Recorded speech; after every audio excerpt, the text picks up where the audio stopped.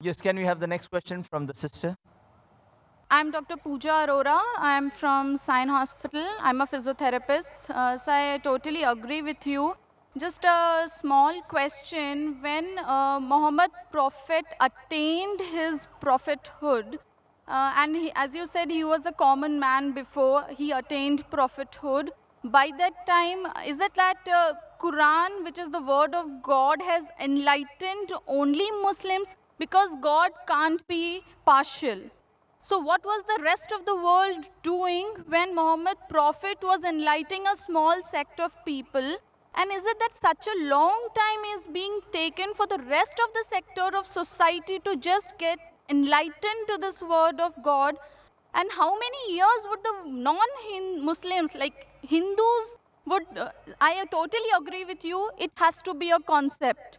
Hindus are believing idols, pictures, but or Ram, Bhagwan, whatever, but it is a concept and they have to be enlightened about it, that it is one.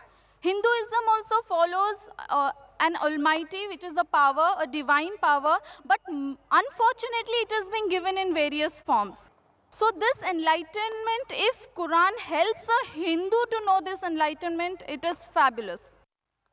Sister asked a very good question and a very important question. She said that if Quran is such a great book, if it's the word of Almighty God, then why, when it came to Prophet Muhammad, it was only meant for that small group, Arabs of that time, only Muslim. Why not for the full world? How long will it take? Sister, the Quran was never revealed only for the Muslims or for the Arabs. The Quran was revealed for the whole of humanity. It's mentioned in Surah Ibrahim, chapter number 14, verse number 1. In Surah Ibrahim, chapter number 14, verse number 52. In Surah Baqarah, chapter number 2, verse number 185. And Surah Zumur, chapter number 39, verse number 41. That the Quran was sent for the whole of humanity. Time is short, therefore I'm only giving references, not the quotations.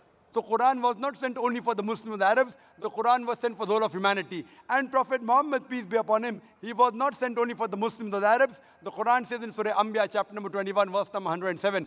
وَمَا أَرْسَلْنَاكَ إِلَّا رَحْمَةً لِلْعَالَمِينَ, that we have sent thee not but as a mercy to all the human beings, as a mercy to all the worlds, as a mercy to all the creatures.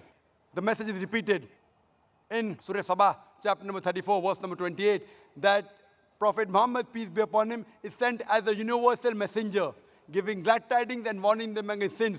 But most of the human beings yet do not know. Now this verse of the Quran says, most of the human beings yet do not know. That's the reason, sister, we are having such conferences. It's the duty of every Muslim that should convey the word of Almighty God to all the human beings. So one more thing, sir. Can I ask? It may take time, but better late than never, sister.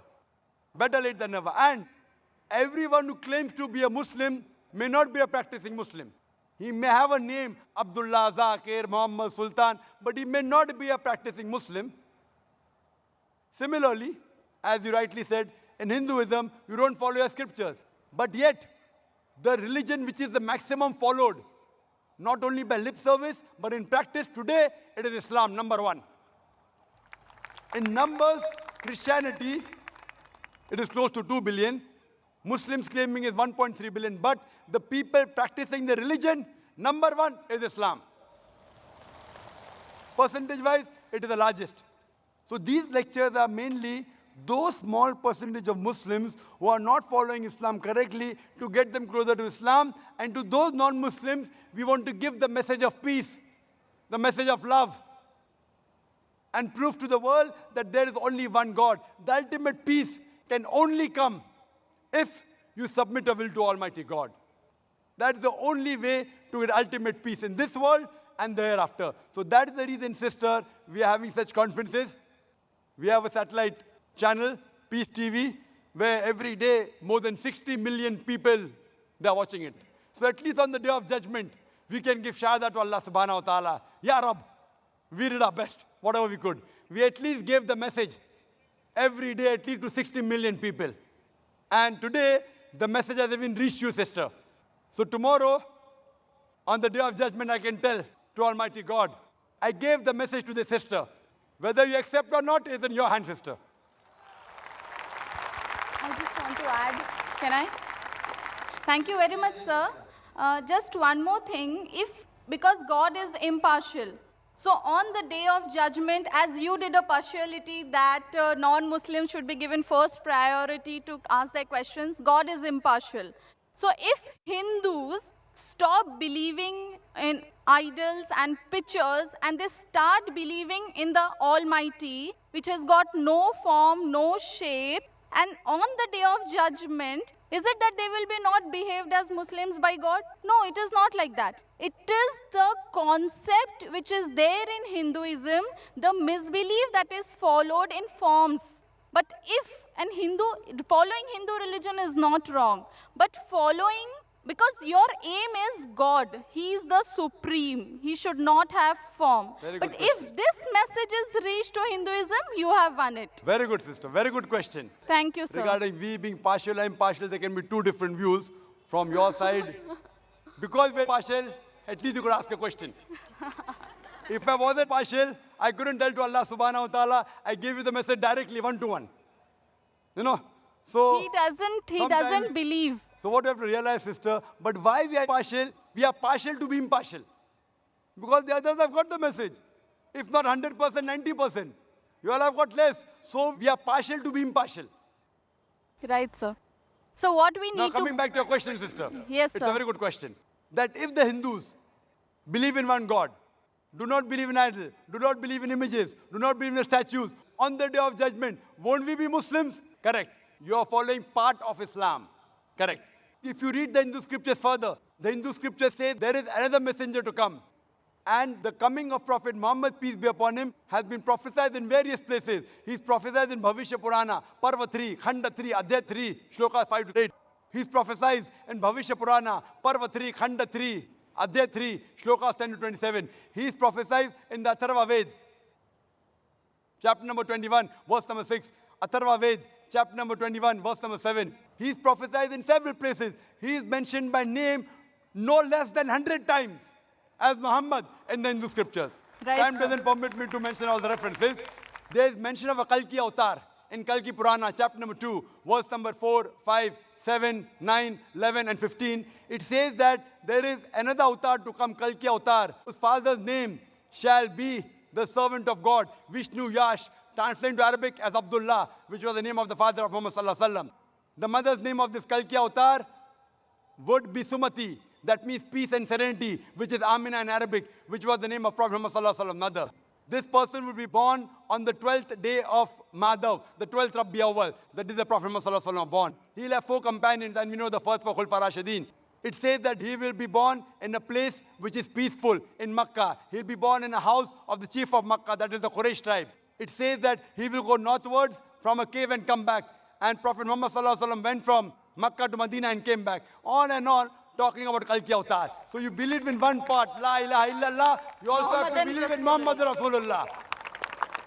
Thank you, sir. Thank you. And if you do this, you keep your name, whatever your name was, whether Preeti, whatever name, sister. What is the name, sister? Pooja. Pooja. You keep your name. Don't change your name. But indeed, you will be a Muslim.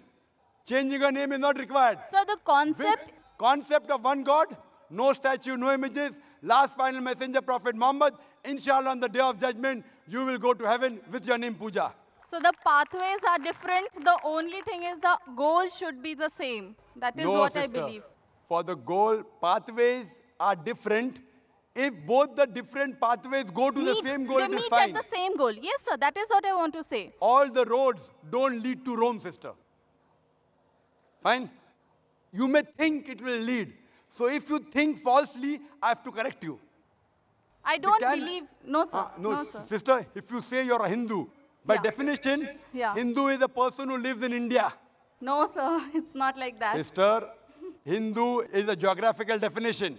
You don't know, I know. I'm a Hindu by geographical definition. I'm a Hindu. Geographically, sister, the word Hindu was first used by the Arabs. There are many Arabs here. They call me Hindi when I go there. Hey, Hindi, hey, Hindi. They tell I'm a Hindu. The word Hindu was first used by the Arabs when they came to India. It was also used by the Persians to describe the people who lived in India. So geographically I'm a Hindu, but if you tell me religiously, Hindu is a misnomer. Swami Vivekananda said, the right term is a Vedantist. You should follow the Vedas. So as far as you follow the right things in the way that believe in one God and believing in Prophet Muhammad sallallahu alaihi wasallam, by deed you are a Muslim. So the religion can't be powerful. The It is. ultimate power is Allah. Correct. Right? I agree Ultimate with you. power is God. And the So you religion are- of God, and the religion of God is the ultimate religion. So the There's only religion of one God religion. is not Islam. The religion of God is not Islam, isn't Islam, it? if Islam is an Arabic word which is hurting you, you keep Islam aside. No. No. It's not hurting me. I'm telling it's you, not sister. hurting me. If it's not hurting you, nobody. No, sir. It is a Pak word in itself. How it can hurt anybody? At least not an educated girl. MashaAllah, you're an educated girl, sister. Yes. Thank you so much. Thank you, sir. Sister, Islam means submitting your will to God. So if Islam is a problem, keep Islam aside, but submit your will to God. Allah says in the Qur'an in Surah Al-Imran chapter 3 verse number 19, Inna Dina Indallah Islam, the only religion, the only way of life accepted in the sight of Allah is submitting our will to Almighty God. Yes, brother. Mr. Naik, this is myself, Dr. Suryakant Pawar from St. George Hospital. Thanks for the nice and enlightening lecture about the Quran as God's word. As you mentioned that Quran is God's word, I just want to ask you, who is the creator of the God? What is the origin of God? The brother asked a very good question, that if Quran is the word of God, who is the creator of God? Very good question. If I ask you, brother, that your friend John, he gave birth to a child. Can you guess the child was girl or a boy?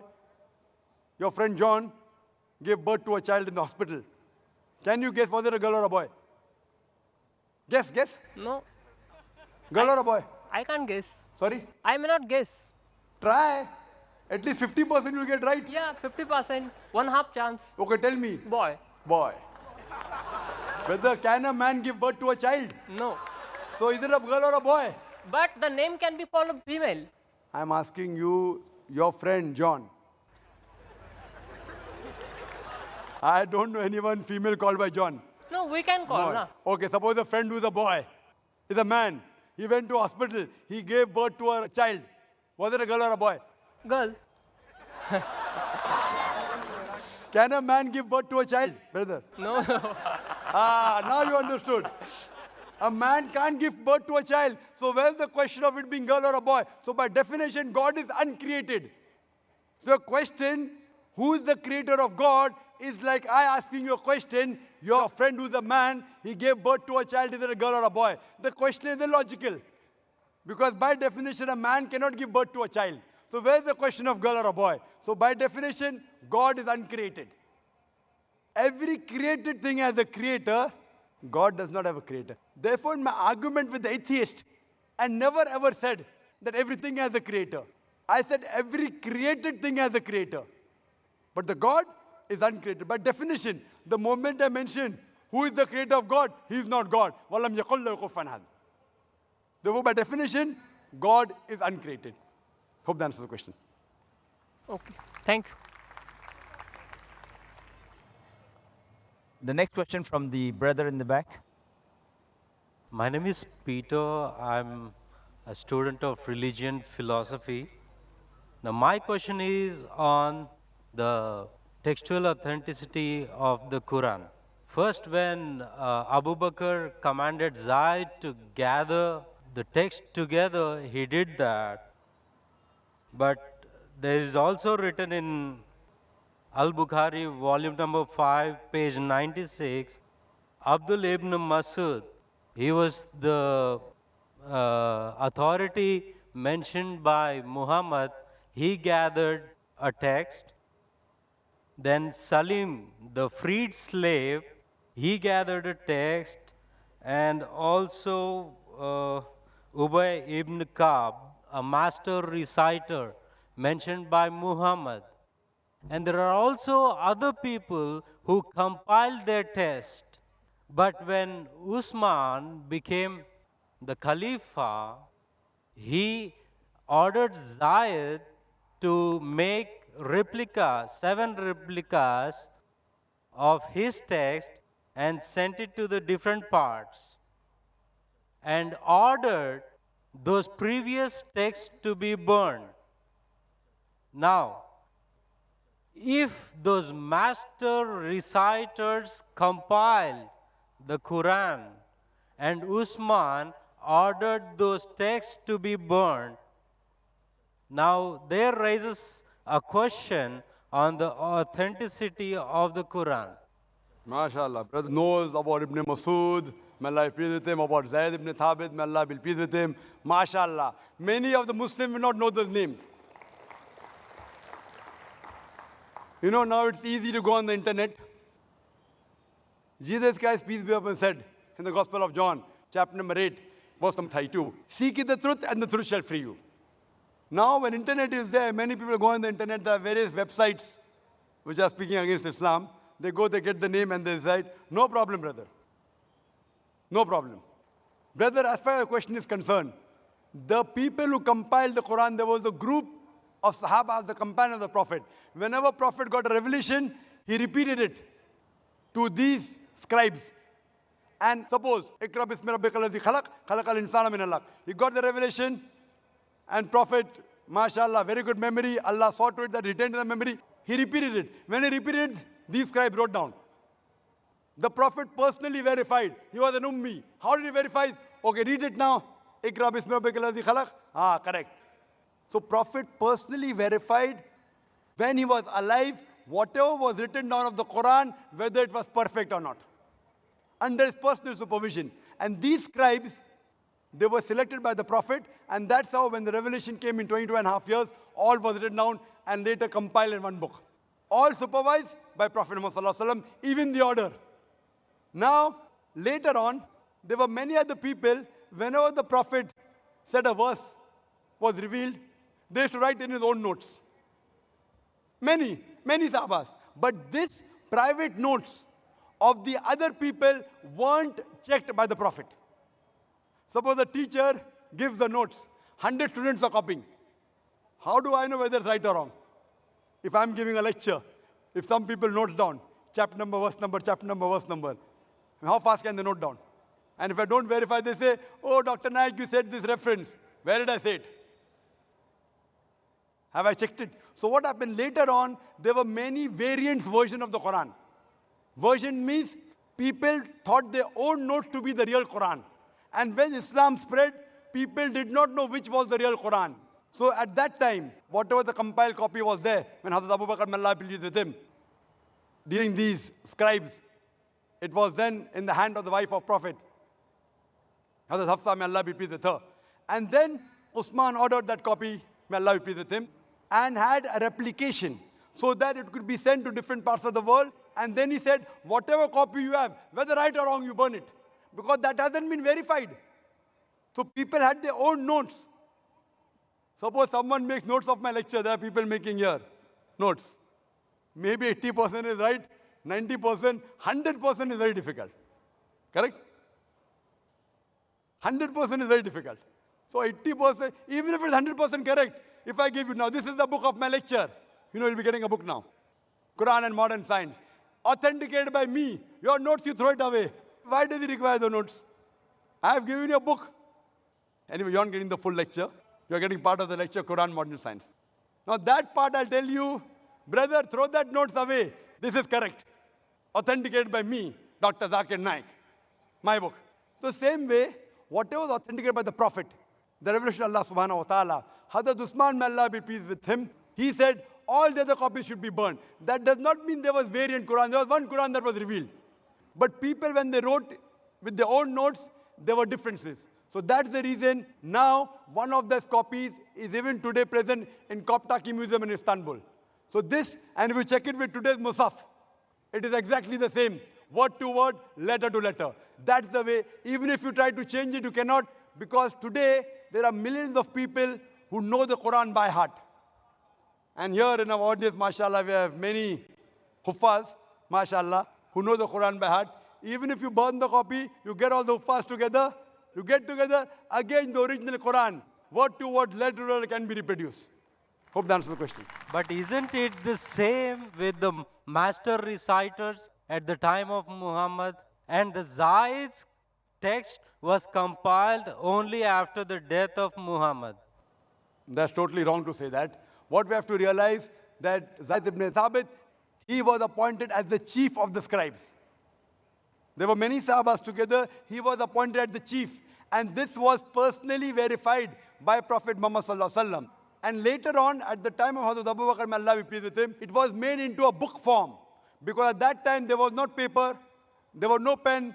It was written on parchment, on bones, on blades, on different material. Then it was later transferred to one uniform material and made into a book form. Nowhere does it say that there were different versions. So all these scribes, even when it was written down again, when Hazrat Usman, when he ordered, may Allah be pleased with him, those people who were alive in the group of the scribes, he called them. And among them again, Zayd ibn Thabit, he was appointed as the leader. Hope that answers the question. Yes, sister. Can we have the next question? Brother Zakir Naik, Assalamu alaikum. I'm Namita, a kindergarten teacher by profession. First of all, let me congratulate you for all your commendable work in spreading the message of peace, love, and brotherhood. I want to ask you, Brother Naik, if Quran is the God's word, if Islam is truly the way of life, then why are people taking so long in realizing and accepting it? Sister, that's a very good question. Quran is the word of God. Islam is the true religion. Why are people taking so long in accepting it? Sister, the straight path is not always easy to follow. Your perception differs. The perception of each individual differs. For example, a person who may not be following Islam, oh, if I accept Islam, he may be an alcoholic. I'll have to stop having alcohol. I may have to stop going out with girls and dating. So then that will prevent him. So what he thinks, okay, fine, Islam may be good, but I don't want to stop my alcohol. I don't want to stop going out flirting with girls. I don't want to stop having pork. So when you learn, there may be certain hitches that may come. Maybe a person may not be alcoholic. Maybe he may not be having pork, but he may think, okay, now I accept Islam. That means for 40 years I was a fool. Oh, I better not accept Islam. Some may think, if I Islam, what will my friends say? What will my mother say?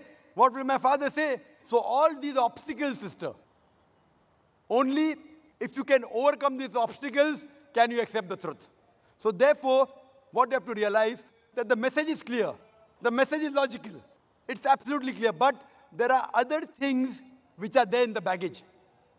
A person has to be so strong that, fine, if this is the truth, I'm ready to accept the truth, even if I have to leave my other non-Muslim friends. And believe me, sister, this is only a perception. I know many non-Muslims who have accepted Islam, and yet they have got their old friends. And people tell me, oh, Zakir, don't speak to non-Muslim, you lose the friendship. I've got very good non-Muslim friends also. MashaAllah, they respect me. You have appreciated me. MashaAllah, you're a non-Muslim. So my job is to present the truth. And one more thing, Quran clearly mentioned in Surah Baqarah, chapter number 2, verse number 256, La ikrah fid deen. There is no compulsion in religion. Truth stands out clear from error. Our job, sister, is to present the truth. Whether a person accepts it or not, it depends upon him. If Almighty God wanted everyone to accept, it's very easy.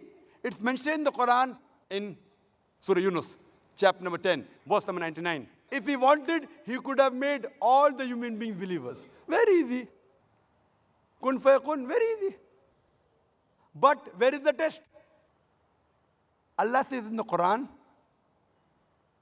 in Surah Mulk, chapter number 67, verse number 2, Allazi khalaqal mawta wal hayata. It's Allah who has created death and life to test which of you is good in deeds.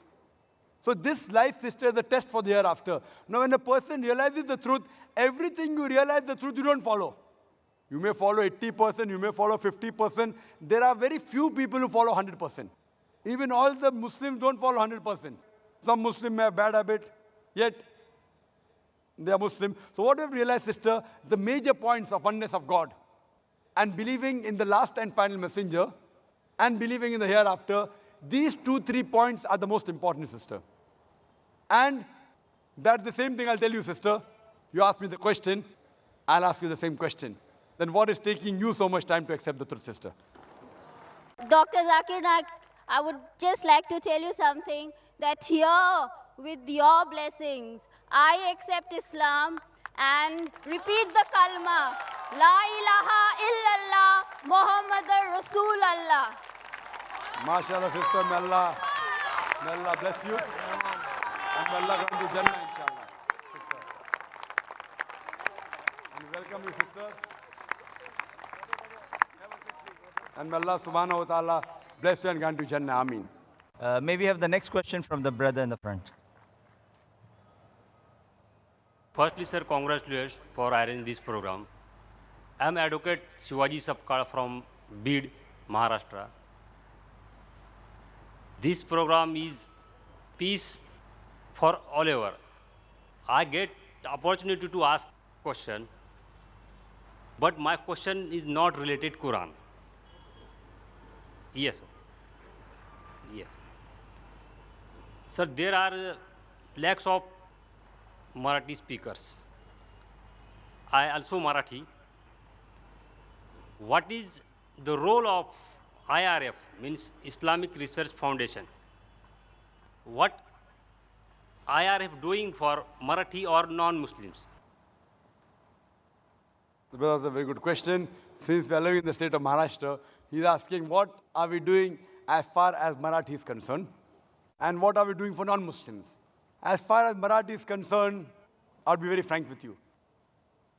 We want to do, but we aren't doing much. There are some of my books being translated to Marathi by others, because I can understand Marathi, but I can't speak Marathi. I mean, I should be able to do it. We are trying to make our children speak many languages, but I can understand Marathi, but I can't speak. A little bit, I can, but I don't master the language. Maybe then I would have given lectures in Marathi also. But we have some speakers in IRF who give lectures in Marathi. We have Brother Abdul Ghafoor Qureshi. Whenever there's a request to speak in Marathi, we send him.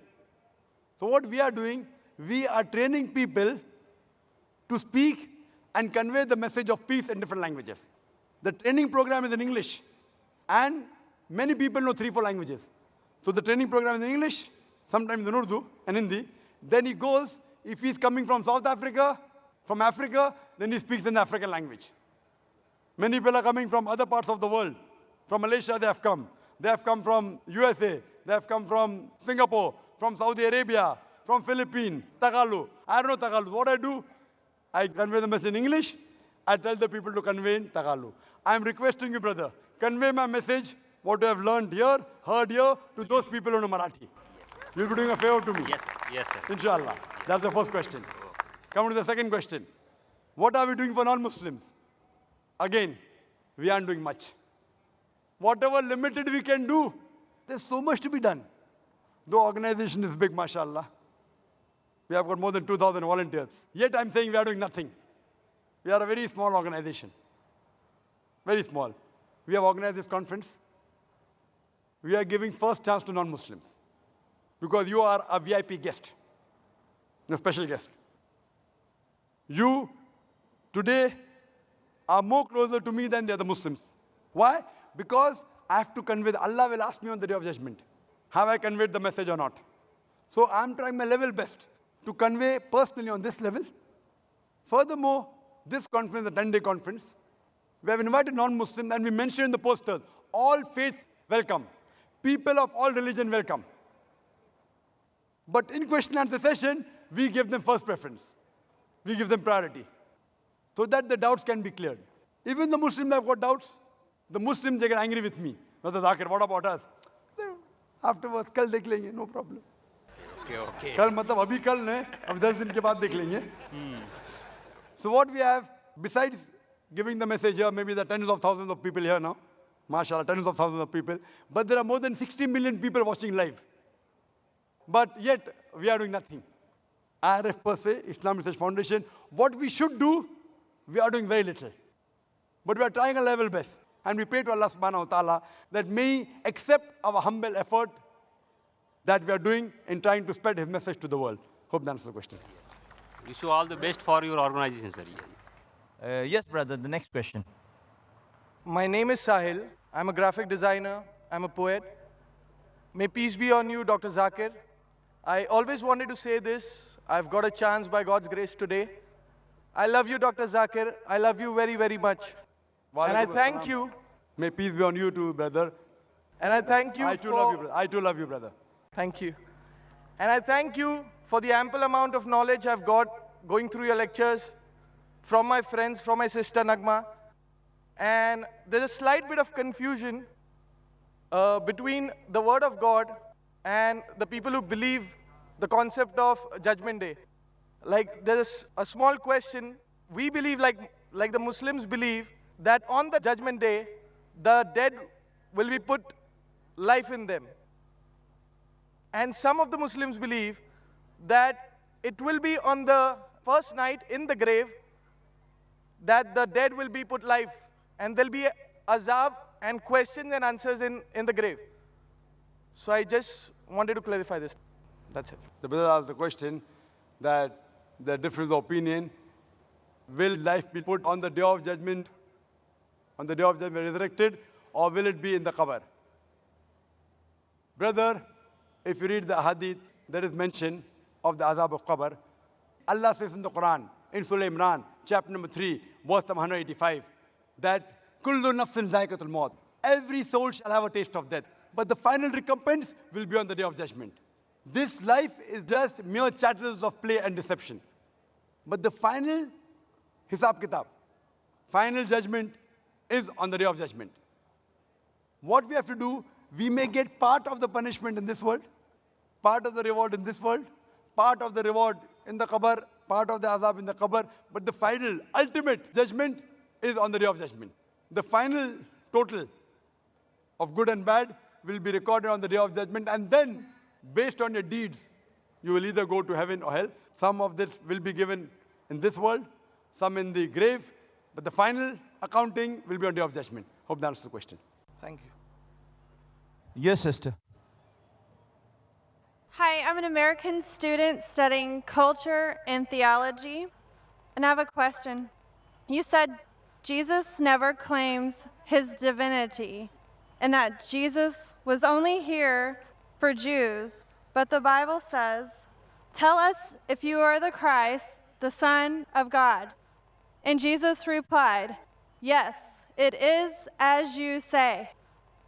And then in Matthew 28, 18 through 20, Jesus says to his disciples, "All authority in heaven and on earth has been given to me.